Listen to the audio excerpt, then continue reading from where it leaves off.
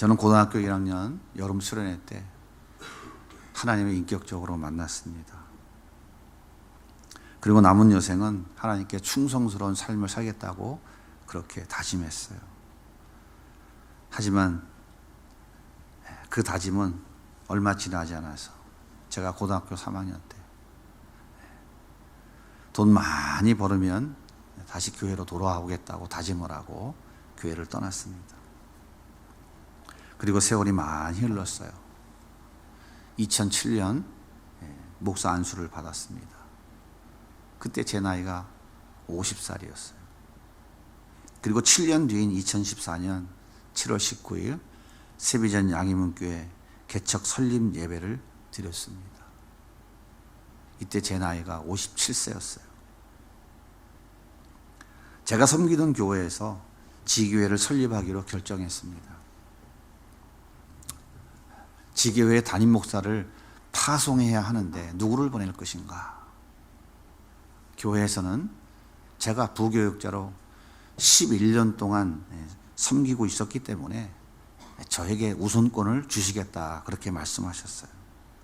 그때 제 나이가 56살이었습니다. 부교육자 은퇴하려면 이제 4년만 있으면 돼요. 개척은 순교의 길이라고 말합니다. 그래서 그 길을 가려고 하는 사람들이 많지 않아요. 다 피하고 싶어 해요. 그런데 57세에 무슨 개척을 한단 말입니까? 그렇다고 소위 말하는 성공이 보장된 것도 아니고, 그렇다고 먹고 사는 것이 책임져지는 것도 아닙니다. 개척 자금 일부 지원해주고 나머지는 맨 땅에 헤딩해야 됩니다. 결코 쉽지 않은 일이었습니다. 저는 개척하겠다고 생각해 본 적도 없고 개척하게 해달라고 기도해 본 적도 단 한 번도 없었습니다. 그런데 왜 나에게 이런 일이 벌어지는지 이해가 되지 않아서 기도하기 시작했어요. 하나님, 제가 개척해달라고 기도해 본 적이 있습니까? 이 나이에 개척한다고 하면 사람들이 다 웃습니다. 주님, 아무리 생각해봐도 저는 아닌 것 같습니다. 그렇게 기도하는데 제 마음에 성령께서 여호와의 군대 장관이 앞장서 갈 것이니까 너는 걱정하지 말고 두려워하지 말고 개척교회 시작해라. 확실하게 저에게 응답해 주셨어요. 그래서 제가 다시 물었습니다. 주님, 아시다시피 대한민국의 교회가 얼마나 많습니까? 그런데 또 무슨 교회 세우신다는 것입니까? 주님, 대한민국의 목사가 얼마나 많습니까? 서울시내 택시 운전사 1000명이 목사라고 그러던데,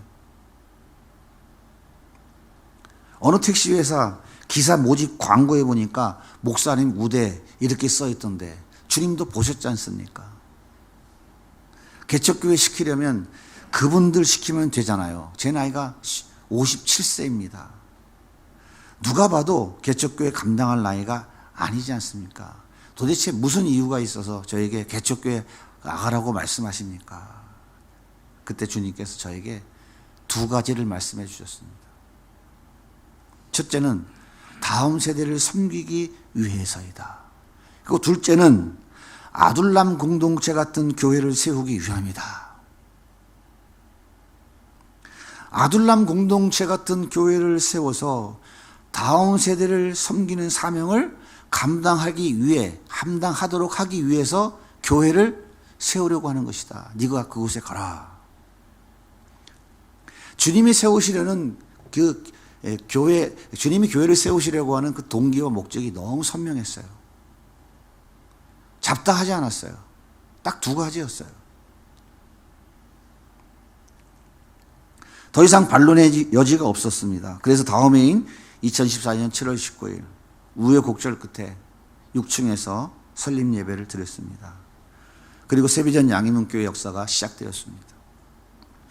설립 예배를 마친 그 다음 주에 다음 세대 사역을 위해서 우리는 어떻게 준비해 좋을지 몇 명의 청년들과 회의를 시작했습니다.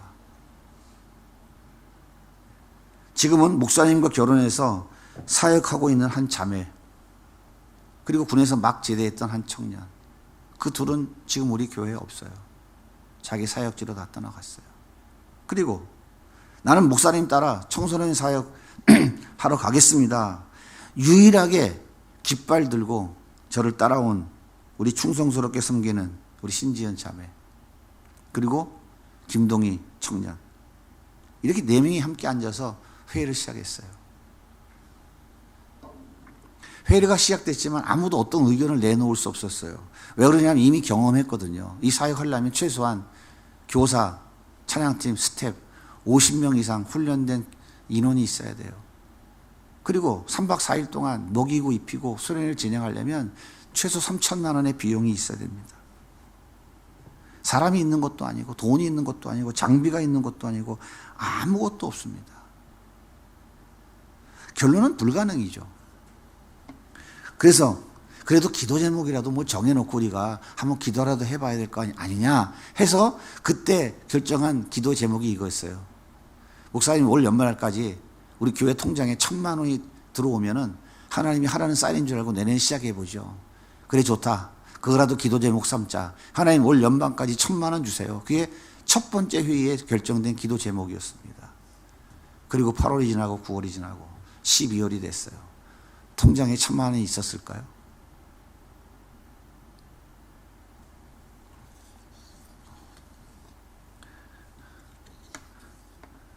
하나님께서 역사하셔서 그럼에도 불구하고 제2회 더행복 청소년 연합수련회가 진행되었습니다.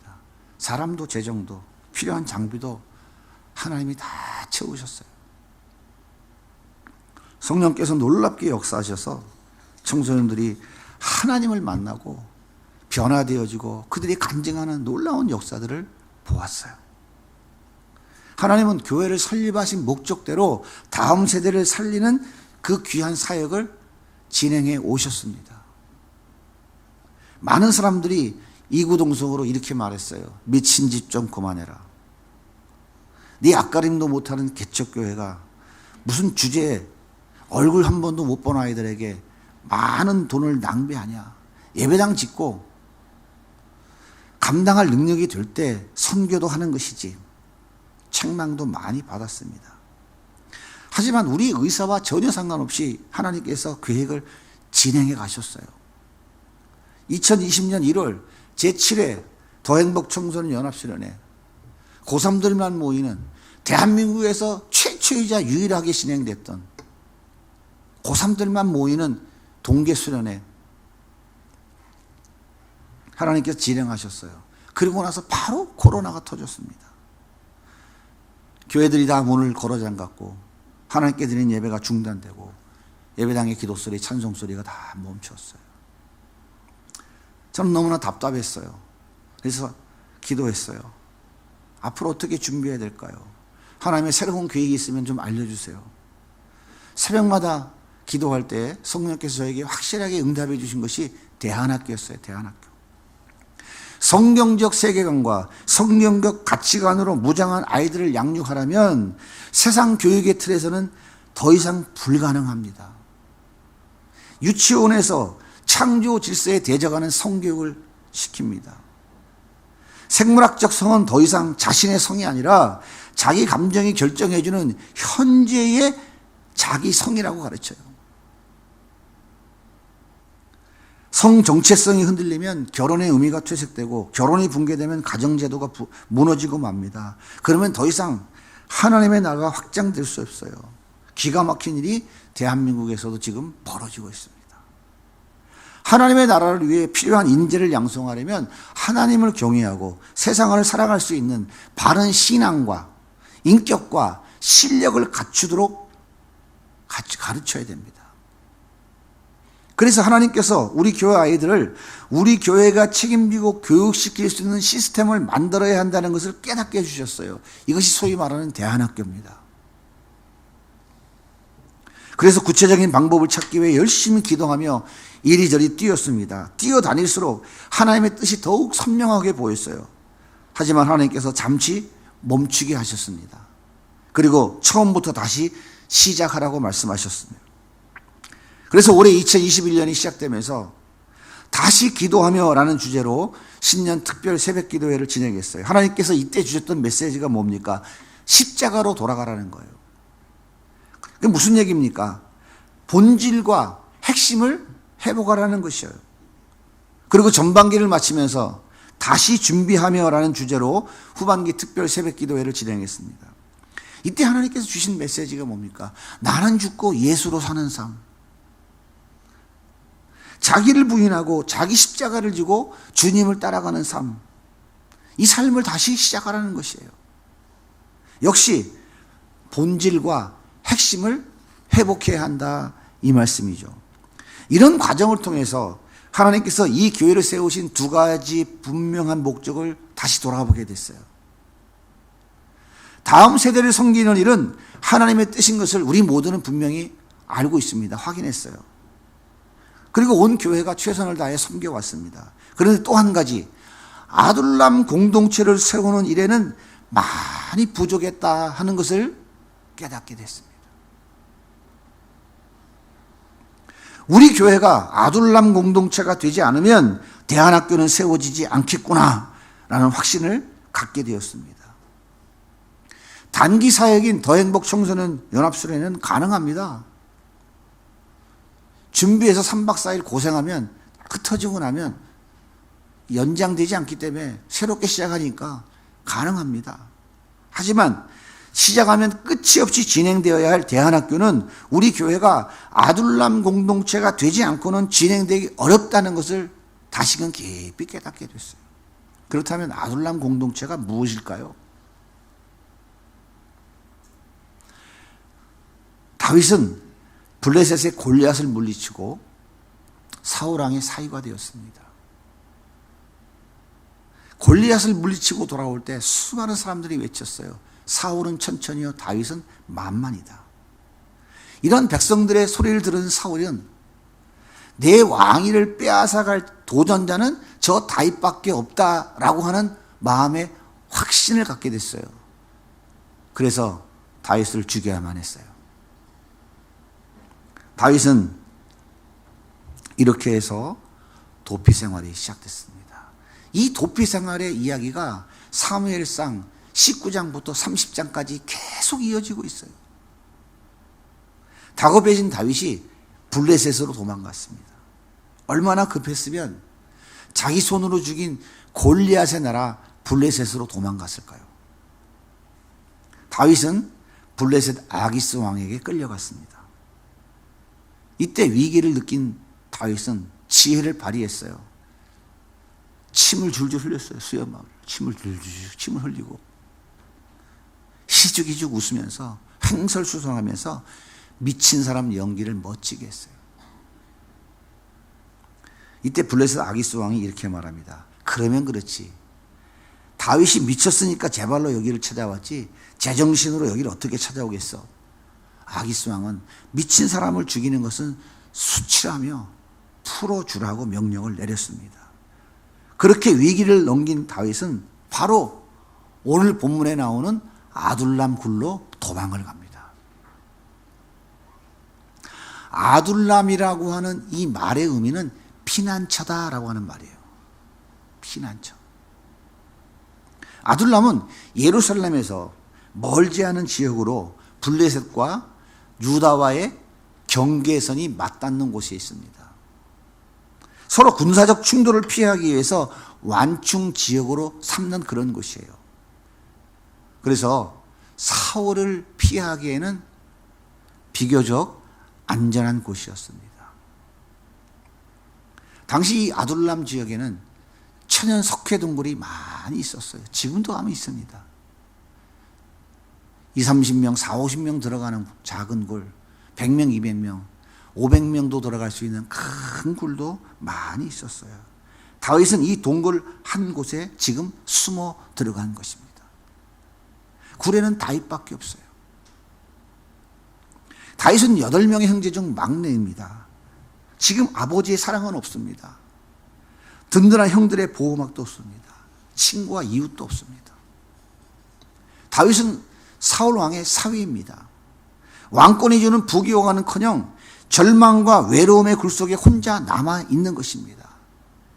처참한 지경에 떨어져 있는 다윗의 모습이 바로 이 굴 속에 혼자 지금 숨어 있는 거예요. 얼마나 외롭습니까? 다윗의 심정 여러분 느껴보셨습니까? 이때 제일 먼저 다윗을 찾아온 사람들이 있었습니다. 그 사람이 오늘 본문 1절의 사람들이에요. 다윗이 그곳을 떠나 아둘람 굴로 도망하며 그의 형제와 아버지 온 집이 듣고 그리로 내려가서 그에게 이르렀고, 아버지와 형제들 그리고 온 집안 식구들이 아둘람 굴에 숨어있는 다윗을 찾아오는 것입니다. 어째서 가족들이 사울왕을 피해 도망다니는 다윗을 찾아왔을까요? 다윗은 사울왕에게 반역자입니다. 사울의 칼에 반드시 죽어야만 될 자예요. 따라서 다윗의 가족들 역시 반역자의 가족입니다. 역적으로 몰린 가족들이 하루하루 살아가는 것이 얼마나 힘들었을까요? 견디다 못한 가족들이 다윗이 숨어있는 아둘람 굴로 모두 모여들었던 것입니다. 이제 다윗은 혼자가 아닙니다. 억울한 도망자의 고단한 삶에 든든한 동역자들이 생긴 것이죠. 그런데 여기서 끝이 아닙니다. 오늘 말씀 2절에 보니까 세 부류의 사람들이 아둘람 굴로 찾아왔어요. 자, 같이 한번 읽어보겠습니다. 시작. 환난 당한 모든 자와 빚진 모든 그는 그들의 우두머리가 되는데 그와 함께 한 자가 400명 가량이었더라. 환난 당한 자, 이 어떤 사람들이냐면 외부로부터 있는 핍박으로 인해서 고난과 궁핍과 고통을 당하는 자들을 말하고 있는 거예요. 사울의 착취로 인해 오랜 시간 동안 고통 가운데 살아온 사람들이 지금 다윗을 찾아온 것입니다. 두 번째 부류의 사람들이 누굽니까? 빚진 자입니다. 이 빚진 자라는 히브리어의 의미는 이자를 내다라고 하는 그런 뜻이에요. 고리대금업자에게 높은 이자를 내지 못해서 저당 잡힌 재산 다 몰수당하거나 빚을 갚지 못해 노예 실세로 전락해버린 사람들이 죽기를 각오하고 도망친 거예요. 바로 그들이 빚진 자입니다. 사울의 학정으로 인해 재산을 강탈당했거나 사울에 의해 불이익을 겪고 있는 가난한 사람들이 지금 다윗을 찾아온 거예요. 세 번째 부류의 사람들이 누굽니까? 마음이 원통한 자. 이 원통이라는 단어의 히브리어의 의미는 물, 우리가 마시는 물이 쓰다 그런 뜻입니다. 그러니까 어떤 의미냐면 새끼를 잃은 곰이 격분하는 것처럼 매우 분노한 상태를 말하는 거예요. 이게 마음이 원통한 자예요.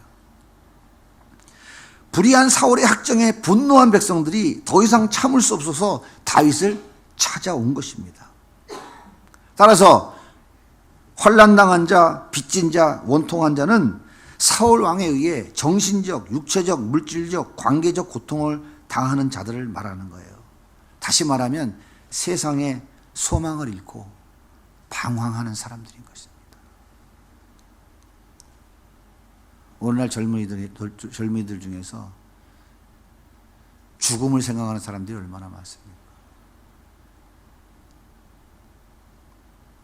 있는 돈 없는 돈 다 걸어다가 엉뚱한 데가 다 잃고 살기 싫다고 죽으려고 하는 사람들이 얼마나 많아요. 영혼이 갈급하고 갈 바를 몰라 헤매이고 삶의 소망을 다 잃어버린 자들, 바로 이런 사람들이 아둘람 굴에 찾아온 것입니다. 근데 여기 중요한 사실이 있어요. 이 사람들은 다윗이 불러 모은 것이 아니라는 거예요. 이 사람들은 하나님이 다윗에게 붙여준 사람이라는 거예요. 이게 중요한 사실입니다.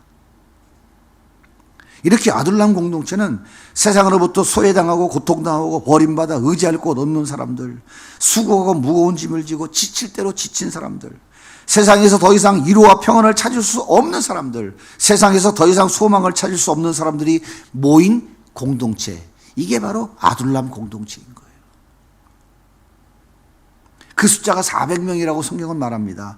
400명은 전쟁에 나갈 수 있는 장정의 숫자를 말하는 거예요. 성경에서 말하는 이 장정의 의미는 전쟁에 나가서 칼 뺄 수 있는 사람들, 그런 의미입니다. 그러니까 어린아이와 노약자를 다 합치면 적어도 1,500명에서 2,000명의 사람들이 지금 다윗을 찾아온 것입니다. 다윗은 하나님이 보내주신 이 사람들과 생사고락을 함께할 아둘람 공동체의 리더가 된 것입니다. 성경엔 우두머리라고 말씀하고 있죠. 사랑하는 여러분, 이 아둘람 공동체가 바로 신약 교회의 모형인 것입니다. 이것이 교회의 모형이에요. 이 아둘람 공동체의 리더인 다윗이 바로 예수 그리스도의 모형인 것이에요. 앞으로 예수님이 오셔서 십자가에 죽으시고 부활하셔서 구하는 하나님의 백성들이 공동체를 이루는 그 교회의 모습이 무엇인지를 지금 이 다윗을 통해서, 이 아둘람 공동체를 통해서 모형으로 미리 보여주고 있는 거예요. 이게 청사진이에요. 모델하우스라고요. 이 청사진, 모델하우스로 보여준 아둘람 공동체가 실제 예수님이 죽으시고 부활하신 다음에 1세기 교회의 그 모습을 확실하게 보여주고 있어요. 사도행전 2장 44절입니다. 같이 읽어보겠습니다. 시작. 믿는 사람들이 다 함께 있어 모든 물건을 서로 통용하고 또 세산과 소유를 팔아 각 사람의 필요를 따라 나눠주며 날마다 마음을 같이하여 성전에 모이기를 힘쓰고 집에서 떡을 떼며 기쁨과 순전한 마음으로 음식을 먹고 하나님을 찬양하며 또 온 백성에게 칭송을 받으니 주께서 구원받는 사람을 날마다 더하게 하시니라. 여러분, 이것이 바로 아둘람 공동체예요. 이것이 십자가에 죽으시고 부활하신 예수님께서 세우기 원하시는 교회입니다. 하나 되어 함께하는 사랑의 공동체, 함께 울고 함께 웃는 믿음의 공동체, 예수님을 중심으로 한 뜻, 한 마음, 한 목소리를 내는 사명의 공동체, 이것이 주님이 세우시려고 계획하셨던 세비전 양임원 교회인 것입니다. 사랑하는 여러분, 우리 교회는 아둘람 공동체 냄새가 조금 나나요? 어떻게 아둘람 공동체 비슷한 것 같아요? 스스로 한번 생각해 보십시오. 우리 교회는 예수님이 통치하고 계신가요? 세상으로부터 소외당하고 고통당하고 버림받아 의지할 곳 없는 사람들, 수고하고 무거운 짐 지고 지칠 대로 지쳐 축 늘어진 사람들, 세상에서는 더 이상 소망을 찾을 수 없는 사람들, 세상에서 더 이상 위로와 평안을 찾아볼 수 없는 사람들이 모인 공동체, 우리 교회는 이런 아둘람 공동체가 맞습니까? 어떻게 생각하십니까? 서로 감싸주고 위로해주고 격려해주고 아낌없이 나누어주며 함께 예배하고 찬양하면서 하나님의 나라를 향해 달려가고 있습니까? 이게 아둘람 공동체예요.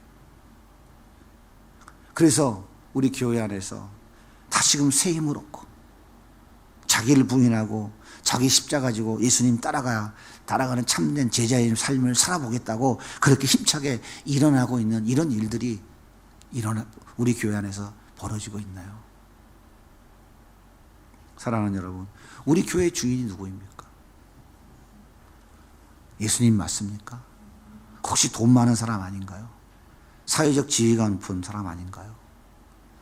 뭔가 많이 배워서 남들 앞에 자랑거리가 많은 사람은 혹시 아닐까요? 우리 교회는 서로 사랑하고 섬겨주고 높여주면서 내 이웃을 내 몸과 같이 사랑하라고 하신 예수님 말씀을 잘 실천하고 있나요? 우리 교회는 자존심을 세우기보다 자존감 더 높여주기 위해서 인정해주고 칭찬해주고 나보다 남을 더 높여주고 있나요?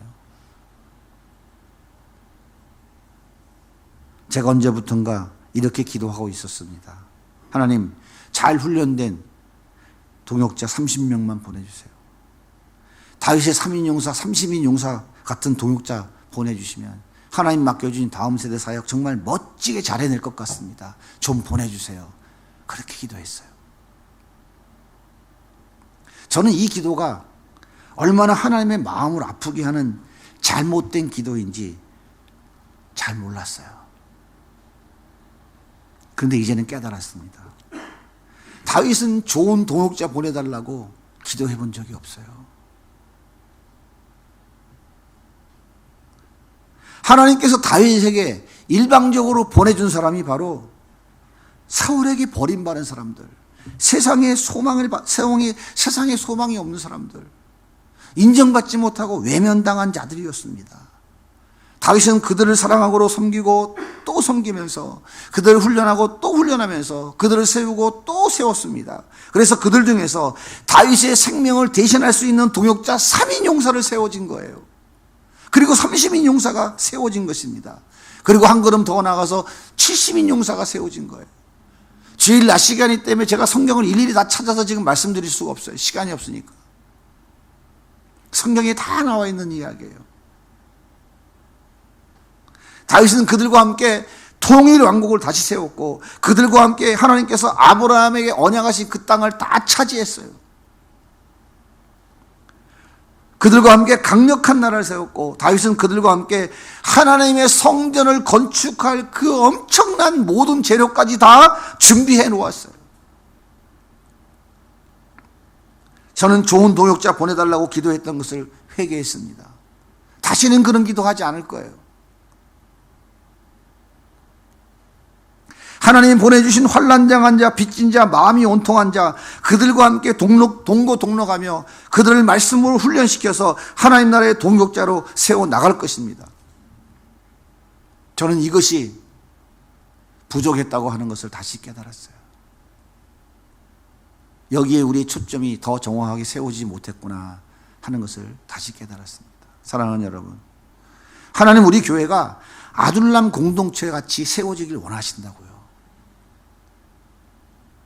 세상으로부터 소외당하고 고통당하고 버림받은 자들의 참된 위로처가 되는 교회, 수고하고 무거운 짐을 지고 지칠 대로 지친 사람들의 참된 안식처가 되는 교회, 세상에서 더 이상 소망을 찾을 수 없는 사람들이 천국의 소망을 찾아서 기뻐하며 함께 하나님을 향하여 달려가는 그런 교회, 한마음 한뜻 한 목소리로 하나님이 주신 사명, 다음 세대들을 세우고 살리는 일에 함께하는 교회가 되기를 간절히 소망합니다. 이게 하나님의 뜻이에요. 제가 계획하고 세운 건 아무것도 없습니다. 교회가 설립되고 7주년을 맞았습니다. 완전하지는 못하지만 그래도 최선을 다해 아둘람 공동체 같은 교회를 이루기 위해서 애써주신 우리 모든 성도님들께 제가 진심으로 감사드립니다. 그간의 일을 어떻게 다 말로 표현하겠습니까? 일일이 말로 표현하지 못했지만 늘 잊지 않고 기도하고 있습니다.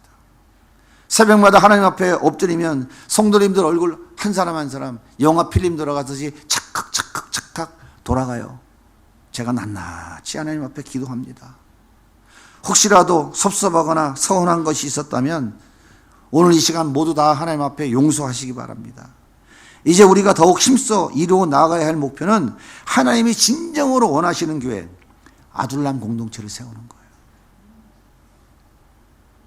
세상 사람들이 저 교회가 정말 세상과 다르구나 하는 그 교회를 하나님이 세우기를 원하신다 이 말이에요. 그리고 그 토대 위에 다음 세대를 섬기는 사역을 쌓아가는 것입니다. 우리는 지금 이 코로나 동안에 그 훈련을 받고 있으며 그 하나님의 계획을 다시금 우리는 재정립해서 우리의 나아갈 방향을 선명하게 하나님이 오늘 우리에게 다시금 가르쳐주고 계신 거예요. 우리가 가야 될 방향은 이 방향입니다. 다른 거 없어요. 이 방향 속에서 하나님 우리에게 은혜 주시는 대로 우리는 따라가면 되는 것입니다. 하나님 하지 말라 하시면 안 하면 되고 하나님 하라고 길을 여실 때는 우리는 게으르지 말고 열심을 다해 그 길을 달려가면 되는 것이죠. 저는 최선을 다해 기초를 놓겠습니다.